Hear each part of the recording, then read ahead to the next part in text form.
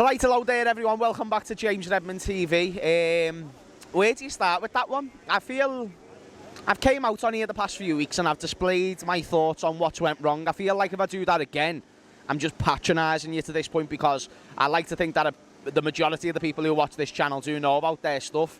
I'm devastated, people. I don't really know what to say. That's back to back now that we've lost the two relegation battle teams, and the worst thing about it is that they were able to take their chances. So what's the true definition of quality? It's a team who's got the ability to take their chances, and they done that in abundance, and we just never. Nunes is such a weird one, because he done well today, and he just never took his chances in the biggest moments, which from a player who came in with his stature, you'd like to hope that he'd do that. So I think he makes the difficult chances look easy, and then the easy chances look the most difficult, and that's what's going to cost us. And I'm not saying just him directly, it was obviously a collective thing, but I've got to talk about points on the game, and the points that spring to mind is the wasted chances in midfield. The moment that we went from like a 4 at the back and then a 6 up front, and we were just lined up looking for long balls, and the fact that we're the team who just looks for long balls, crosses, I never want to see another long ball again in my life, you know what I mean? And it's devastating. And I didn't know that Fabinho wrote the Despacito song, because he's moving too slowly on a week-to-week basis now.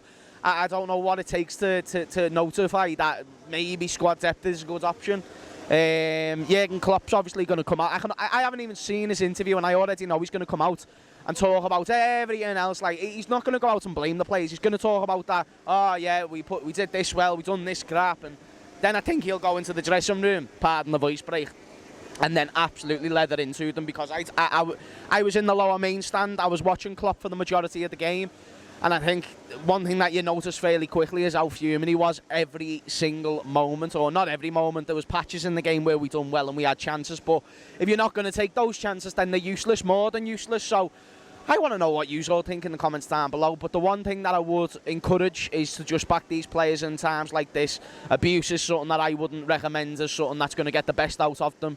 Constructive criticism is always welcome. I want to know what you all think, because I can identify all the main problems of what I think about today. But as I said at the start of the video, that's just probably going to result in me patronising you, which is the last thing that I want to do to any viewer who comes onto this channel and views our content. So the main issue for me is a collective bunch. I feel like everyone's got to pull the weight. If I had to identify any positives, I thought Gomez done well until the biggest moments. So does that cover the good things that he's done well? And then on top of that, in the midfield, I think just everyone was all over the gaff. I think Thiago again had moments of absolute brilliance, and then he just never kept up with it. So it is what it is. We've got to keep moving on and keep backing the boys.